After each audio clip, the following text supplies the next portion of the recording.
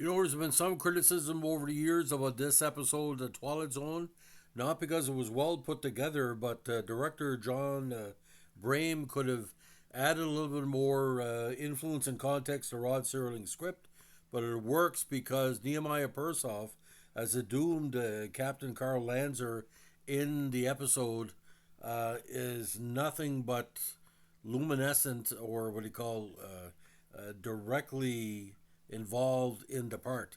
His performance is top notch, and although like I said, there's kind of, you have to put it together for yourself.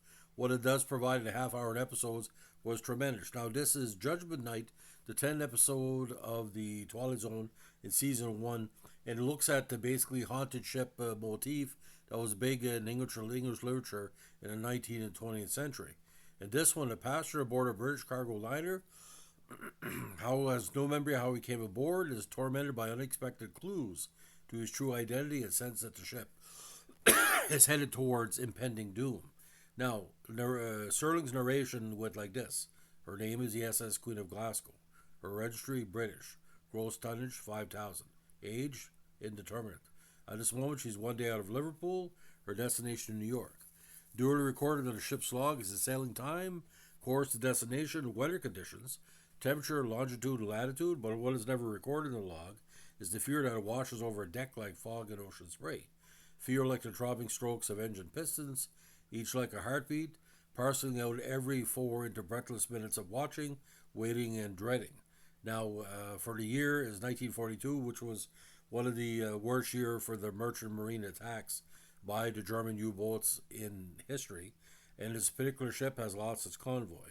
It travels alone like an age-blind thing, groping through an unfriendly dark, stalked by unseen periscopes of steel killers. Yes, the Queen of Glasgow is a frightened ship, and she carries with her a premonition of death. Now, this show was quite effective, because when it was shown, it was one of the longest days of the year of 1959, which means it was dark outside. It cannot be shown during the day. This is like what they call a campfire story. Now, this one, Lanzer is a passenger aboard the SS Queen of Glasgow, an isolated British cargo liner crossing the Atlantic in 42, but has no idea how he got aboard or who he is. Sitting with the captain and several passengers, after being asked to sit down for supper, he diminishes fears of the ship being hunted by U-boat Wolfpack, saying only one U-boat would be necessary and would not bother using a torpedo on the ship. He is unable to explain how he knows any of this, and recalls only that he was born in Frankfurt, but says that he finds the ship, its crew, and passengers oddly familiar. When called to the bridge by the captain, he cannot provide proof of his identity. Still confused, Lanzer is sent back to his cabin with a steward, where he finds a Kriegsmann, offers his cap among his possessions with his name written on the inside. When the captain is forced to stop the ship for repairs, when the overworked engines break down at 12:05, Lanzer becomes increasingly restless because he believes within 10 minutes there will be an attack. He is haunted by an inescapable sense of impending doom. Convinced that everyone aboard the ship will die at 1:15, Lancer panics and runs through the passageways, attempting to raise an arm. He finds the ship is mysteriously empty, and when he finally locates some of the passengers, they silently stare at him, and pretty well there goes. He implores them to abandon ship. At exactly 1:15 a.m., a searchlight illuminates the ship, and a surface U-boat, commanded by Lanzer, opens fire with its deck cannon and machine guns. The ship quickly sinks, leaving no survivors. Now, sometime later, back on the U-boat, Lanzer is in his cabin, recording that night's kill. He's second in command, played by James Franciscus as Lieutenant Mueller, is deeply troubled what the crew of the boat has done, not warning the people on board the ship before firing upon him, and wonders, in a very interesting speech, if we're all not all damned now. Lancer dismissively says he is sure the British Admiralty thinks so, but Mueller clarifies that he meant damned in the eyes of God. Despite Lancer's skepticism and sarcasm, Mueller grows more convinced that the crew of the U-boat may one day answer for the crime by reliving the act for all eternity. Granny's own private hell, as the man who ordered the massacre, the former U-boat commander revitalizes on the deck of the ship, coming out of his slumber, and the nightmare begins once again. Now, the Queen of Glasgow, according to closing narration, is heading to New York at the time is 1942. For one man is always 1942, and this man will ride the ghost ship every night for eternity. This is what is meant by paying the fiddler. This is the comeuppance awaiting every man when the ledger of his life is opened and examined, the tally made, and then the reward or the penalty paid. In the case of Karl Lanzer, former Captain Lieutenant, Navy of the Twilight, this is the penalty. This is the justice meted out. This is Judgment Night in the Twilight Zone. Now, according to Searling, in the first 18 episodes, he only had one minor conflict with CBS regarding episode content. In an interview with Mike Wallace on December 22nd, 59, he said, "We changed in 18 scripts, Mike. We had one line changed, which again was a little ludicrous, but of insufficient basic concern within the context of the story, not to put up a fight. On the bridge of a British ship, a sailor calls down to the galley and asks in the script for a pot of tea, because I believe that it's constitutionally acceptable in the British Navy to drink tea. One of my sponsors happens to sell instant coffee, Sanka. He took great umbrage, or at least minor umbrage anyway, with the idea of saying tea. Well, we had a couple of swings back and forth, nothing serious, and decided we asked for a trade to send up to the bridge. But in 18 scripts, that's the only conflict we've had.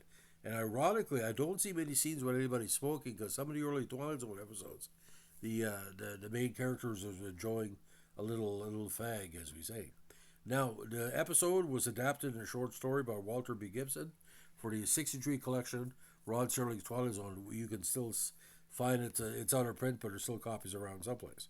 The short story reveals how Lancer died, showing that his U-boat was sunk by a British destroyer after a crewman and the Queen of Glasgow radioed for assistance. He also adds a final scene set 20 years after the episode, in which Barbara Stanley, revealed to have survived the sinking of the Queen of Glasgow by boarding a lifeboat, sees the ghost of Karl Lanzer and Lieutenant Muller. Muller does not share in Lanzer's punishment, but is doomed to witness over and over in eternity.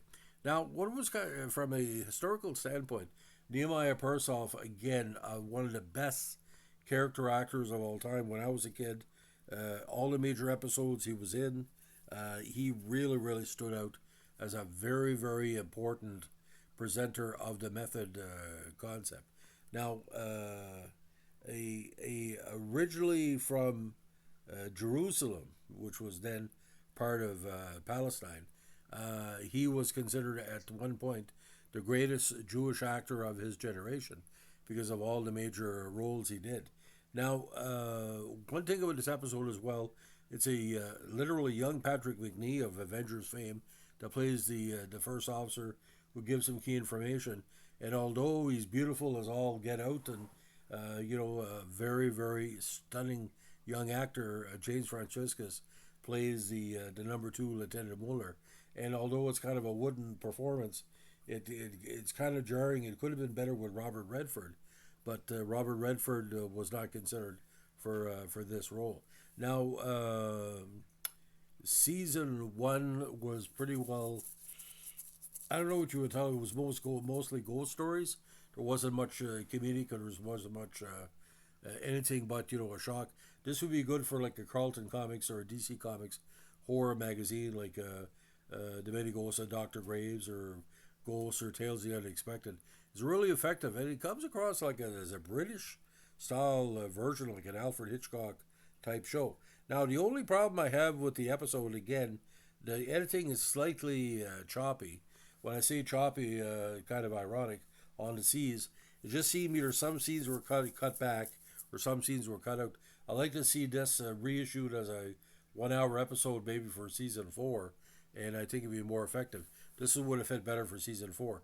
But anything that has Nehemiah Persoff chewing up scenery, and he's a really shortcut, and the which is kind of stunning because the shortcut was reflective of what the Germans used to do to Jews in the concentration camps, and Persoff as a pre-survivor of the Holocaust, because he did see some persecution as well. It's quite an interesting thing, but it's like I said, ladies and gentlemen, if I've had friends and family, their family members have served in a merchant marine, and some of them have lost their lives in World War II. So really, if you have any merchant marine in your family, this could trigger you a lot. So watch with care, and like I said, It is a ghost ship. It doesn't. There's no happy ending here. So, ladies and gentlemen, if you like what we're doing with our Twilight Zone reviews, especially the first two seasons, let us know with a like, comment, subscribe, or share. And don't forget, if you're underwater in northern New Brunswick, if you're towards the Bathurst, look for the Phantom Ship, because that's our Judgment Night as well. Look up about the history of the Bathurst Phantom. It's quite interesting. Thanks for listening. Bye.